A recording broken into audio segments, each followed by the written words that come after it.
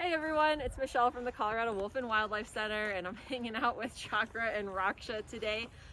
One of the previous times over winter when we came and did a wolf talk with these two, I had some bad news for you.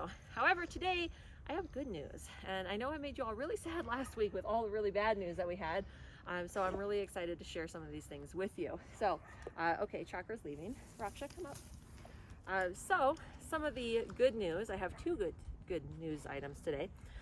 First of all, if you remember from the last time, or one of the last times that we did an interaction with these guys, we had talked about, it's a group, it was called I think it was Colorado Advocates for Smart Wolf Policy, which is a very poorly named group because it makes it sound like they were for wolves, but what their goal was to get a ballot measure for 2026 to stop the wolf reintroduction. So they had been collecting signatures, and if you all remember from when we were collecting signatures for Proposition 114 to bring wolves to Colorado, you'll remember that we needed over 126,000 signatures, and we got over 230,000, so it was really great. We had a really good success getting the wolves here in Colorado through Proposition 114, but this ballot measure was aiming to stop all of that and reverse everything. So they had been collecting signatures for a while, but they had been struggling this entire time. Part of the reason, which is a little surprising, is they didn't have support from ranchers.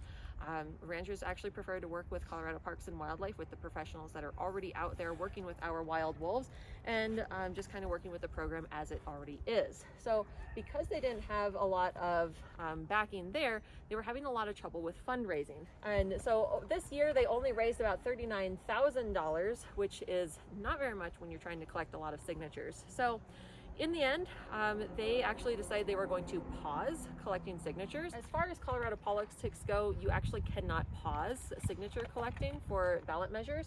And the date to get those signatures turned in to the assembly has come and gone. And that means that they didn't get it on the 2026 ballot. If they still want a shot at it, they have to start all the way over, so they can't just resume collecting signatures for this same ballot measure. So this is really good news as far as wolf reintroduction in Colorado, which is fantastic. So that means that our reintroduction can continue as long as they can come up with that funding that was cut last week that we talked about. So some other good news, in case you missed it, I know it's been all over the wolf world. If you remember last year, Cody Roberts in Wyoming tortured and killed a young wolf puppy. It was a really awful incident where he ran her over with a snowmobile, crippled her, duct taped her mouth shut, paraded her around town for several hours. That was a tragedy, especially because Wyoming only fined him $250 basically for just bringing her across county lines. So for the first time ever, federal animal cruelty charges have been put against him. This is actually one of the first times this has ever been done for wildlife in general. So this is really good. It means that he is being held accountable for his absolutely horrific actions that he did to that poor animal. So we're really happy to hear that.